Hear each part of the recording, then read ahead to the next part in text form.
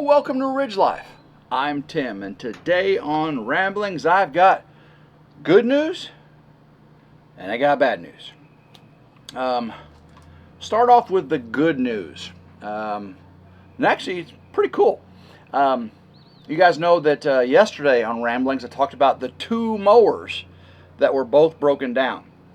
Like I said, I got Grandma Carol's Hustler mower going, and she mowed with it all afternoon yesterday. She said it was fine.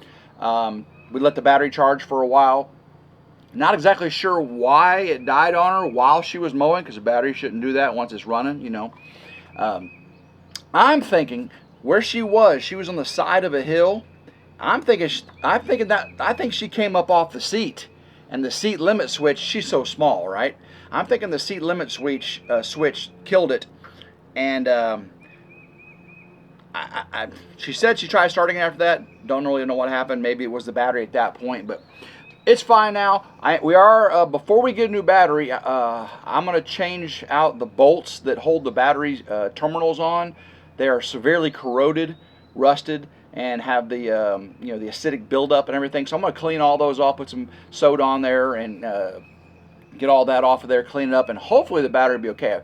We tried to look up how old the battery was, and she didn't have record of it. I usually keep record when I change batteries and stuff like that in my phone, so I'll know when services due.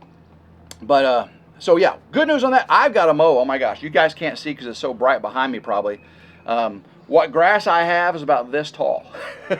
I know it's sparse around the the off-grid barn house build, but everywhere else where the grass is, it's like this tall. So I'll be having to mow that very soon, and I'll clean up Grandma Carol's battery terminals and everything. Then I'm gonna use her mower because I just dropped off the bad boy to First Choice Farm and Lawn. I think I said that right. In Eads, Tennessee, and I did take the wheel off yesterday afternoon, and I did see where the seal was blown. So I'm pretty sure I put some 20W50 synthetic oil in that hydro gear so I could load it on the trailer. Got it loaded, took it to First Choice today, dropped it off, and when I went in there, I dropped it off with the service department. I talked to our salesman, Craig, and there was another sales associate there, and I said, "Hey, you remember me?" He said, "Oh yeah." I said, "Yeah, I'm the YouTuber. You know, I did that video for y'all last year." He says, "Yeah, we sent that to corporate. They really liked it a lot. Don't know if they used it on their website or anything, but that was really cool." The other sales associate said, "What's your name?" I said, "Tim Roberts," and I said, "RidgeLife, my channel name." He said, "I had an older feller come in here after your video came out, and he said, I watched this feller on YouTube, and he went through your whole shop, and I just liked hearing about all them different mowers you got. And I'm 88 years old, I'm paraphrasing here. I'm 88 years old, and I think it's time for me a new mower, because mine I keep having to work on all the time. And I ain't got time for that." He said, "I watched that feller on their YouTube 100 times, and I want one of them there mowers right there." And I was like, that is so cool that one of the videos that I made, guys, by the way, that video got 140,000 views. So hopefully First Choice got a little bump out of that, more than just one sold, you know, because some people see it on YouTube and go up and buy a mower and not even tell them, you know, it came from them.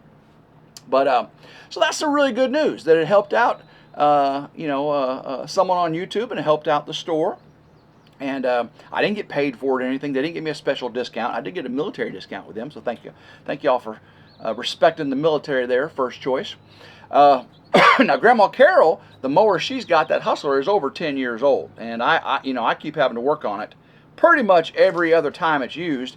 I'm changing out the transaxle bracket bolts and all that stuff. It does have an issue with the transaxle bracket that usually breaks. That's why the bolts I have in there, usually I put the ones that they'll break first before that bracket breaks. This last time I bought some really nice grade 8 bolts, a little bit heavier, and I'm hoping the bracket don't break before those do, you know, because if you just put some regular galvanized grade, I forgot, there's grade 5, 8, I always forget what the grades are. But the hardened ones, the bronze copper looking ones, that's grade 8, and That's what I got in it now, and that's a little bit heavier too. The biggest that would fit through the hole. Previously, I would use a little bit smaller one, right? And we'll see. But no, it's been a good mower. A little hard to start sometimes, and if the belts wear out, of course the mower blade belt will come off sometimes, or the drive belt will come off sometimes, and I just jack it up, put it on there. So, but if you're older and you really can't do those kind of things, getting a more reliable mower may be the thing. So maybe I'll take Grandma Carol up there to First Choice and let her look around those. Now, they're not cheap. The mowers they have are not cheap. The ones you get at the big box stores, Walmart, Tractor Supply. Tractor Supply actually sells Bad Boy. But you get what they have on the lot, really. Whereas at the First Choice, I can order one exactly the way I want it. With all the features and all that stuff. Again, you pay a pretty penny for getting all the extra things. So we're really, really happy with the Bad Boy Maverick HD that we have now. So that's good news. We sold a lawnmower. Speaking of selling.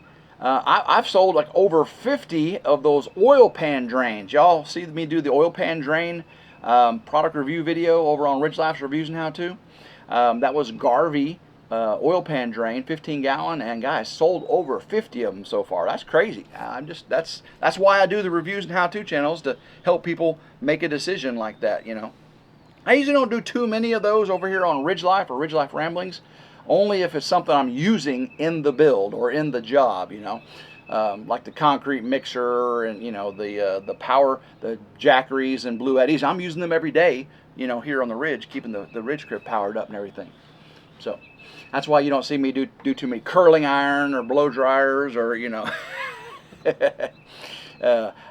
probably, Meredith says, you get those sent to you? Why don't we review those? I said, well, unless you're going to come on the channel and start building stuff using that blow dryer or curling iron, not really doesn't fit my channel, does it? All right, now for the bad news. Whew. Well, let's start off with the not so bad news. Then I'll get into the bad news. Tonight, happy Thursday, by the way, guys. Grandma Carol asked me to grill some steaks. And like, Tim, how can that be bad news? Well, she asked me to grill some steaks, and then we planned on Meredith coming over tomorrow. She's without the kids this week, and she could work from the ridge on her laptop in the camper. And Grandma Carol was going to make a pot roast, and we were going to eat with Grandma Carol. So I get to eat steak with Grandma Carol tonight and everything. Well, Meredith and I remembered a prior engagement we had made weeks ago, so we had to cancel on Grandma Carol tomorrow night. And Grandma Carol remembered she had a prior engagement to eat with Uncle Sonny tonight. So we both had to cancel on each other. But it's all right. She just lives a quarter mile away on down the gravel road there, here on the ridge. And so we will get to make that up very soon. As a matter of fact, I think it's supposed to rain a lot next week, so I'll probably have some opportunity. Let's see. There was some other... Oh, last night we did the RidgeLife live stream, first married live stream with Meredith. Had over 400 people in there, and I want to thank everyone for joining us to wish Meredith and I congratulations on our wedding. And it was very fun. It was fun. We had a lot of great people in there and had a really good time. Meredith, I told you she busted her windshield on her Land Rover, and she's been going through a heck of a time with her insurance company and the glass repair. She ordered an OEM windshield. She went scheduled to get it replaced. She went up there, found out they didn't have the OEM windshield. So then they paused, ordered the OEM windshield, and then she couldn't get her insurance company to verify they were going to pay for the OEM windshield, so they had to cancel that appointment. And then the insurance said they would not pay for the OEM, that she had to try the aftermarket one first. So she went up there to get the aftermarket one put on. They said if the aftermarket one didn't work with the HUD, the heads-up display, that they would go ahead and change it back out with the OEM. That kind of seemed kind of expensive to me, but so she went up there for her third appointment, and they had sent back the aftermarket one. They only had the OEM one, and of course they wouldn't put that one on. So she has to make a fourth appointment. Whew, that girl. She's running around like, and of course she also went and got another tire put on her. We bought one tire right before the trip, and we had to order the second tire hadn't come in, so we have new tires. She had an issue after she hit the deer with her alignment, and we think we got the alignment taken care of. Normally you'd want to change all 4 tires, or at least 2 tires. Well, we got to 1 tire, now we got the second one. So now we got 2 brand new ones and 2 semi brand new ones, you know, front and back. And hopefully we got the alignment thing taken care of. It's always something, right? It's always something. But yeah, so bad news, guys. I know you guys waited around. What is the bad news? Well, I did a walkthrough yesterday after I did the rambling with y'all. I did a walkthrough of the off-grid electrical project. Right, got the trench behind me right here. And what have I missed? What did I get wrong? And I got the code book out, looked at the code book, made sure. And some of you guys had made suggestions throughout this, and I have taken them to heart. My dad, who's a master electrician, my brother, who's also an electrician, and of course many of you guys had some great input. You know, have been doing this a lot longer than I have as far as residential and solar. And I made a lot of those corrections on the way, and I thought I'd caught them all. Well, I didn't. I didn't catch them all. And matter of fact, the problem is right there. That receptacle. Actually, no, it's actually right there. There's actually the problem. It goes through over there, but there's the problem right there. I talked about I'd ran a red wire in the whip to the mini split, and I said you can tape up a red wire white, but you can't tape up a white wire red. And over here on the pump, the well pump, I ran 12 gauge wire. It's 240 volts, very small pump, and could have gone with 10 gauge. They said 12 gauge is just fine for how long I've got to go and the size breaker. You know, I had all that black, white, and green, and I said, all right, I'm just going to tape red on both ends of the white. Now here's the thing, you can tape a white wire red. Here's the part I missed. Code says it has to be an assembly or a cable bundle.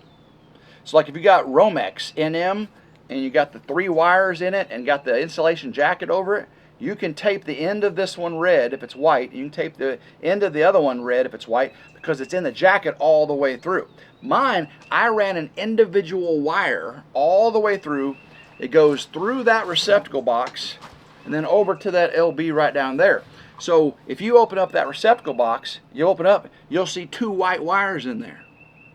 And that's bad, because somebody could come after you thinking it's supposed to be white, and it's actually got 120 volts on it because it's a current carrying conductor. So that's why they do it. It has to be in an assembly or a jacketed cable bundle, right? So what does that mean? That means I had to order some red 12 gauge wire. That's right, I had to order some red 12 gauge wire. And hopefully I got enough. I got 100 foot. Normally I buy the 500. I told you how much the difference in price is, but I just don't need that much red. Kind of why they do that, huh? And so I'm hoping 3 yards or whatever, 100 foot, will be just fine. I'm sure that's not 30 yards. I just got to make sure I don't waste any. But I got to pull out that white wire, and I'll connect the red wire to it, and I got to pull all the way through. So I'll probably have to have Grandma Carol help me when that cable comes in. And pull that all the way through. I'll save the white wire, the 30 foot of white wire I got in there. And just hope it'll be okay. Just hope it'll be okay, but hopefully I have enough length. I'm gonna have to measure that again, because that does look like it could be 30. It's not 40 yards. I'm gonna have to get my wheel out and measure that, because I don't want to be I don't have to be delayed anymore, because I'm gonna get that done. I want to get everything done before the rough-in inspection. That way I can button it up and then call in for the final inspection. And I know I could have just had him look at it and fail me for it, but once he starts failing me for it, what else is he gonna, he's gonna look a little harder. You start finding things, you're gonna look a little harder.